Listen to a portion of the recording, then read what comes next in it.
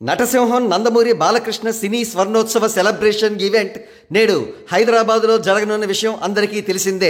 సినీ రాజకీయ రంగాల నుండి ఇప్పటికే అనేక మంది సెలబ్రిటీస్కు ఆహ్వానాలు అందాయి. టాలీవుడ్ నుంచి మెగాస్టార్ చిరంజీవి గారు మొదలుకొని చాలా మంది స్టార్స్ను, ఆర్టిస్టులను, టెక్నీషియన్స్ను ఇన్వైట్ చేశారు. కూటమి ప్రభుత్వానికి వ్యతిరేకంగా వైసీపీ తరఫున ఎలక్షన్స్కు ముందు ప్రచారం నిర్వహించిన ఐకన్ స్టార్ అల్లు అర్జున్ గారికి కూడా బాలకృష్ణ గారి నుండి ఆహ్వానం వచ్చింది.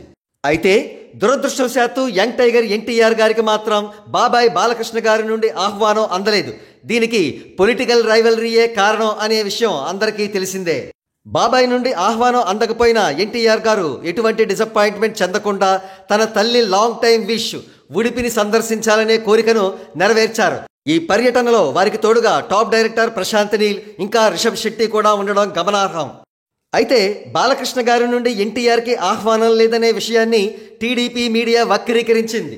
ఇక్కడ చూడండి, మహావంశీ హెడింగ్, బాలయ్య 50 TFI సంబరాలు, దూరంగా జూనియర్ ఎన్టీఆర్ అట.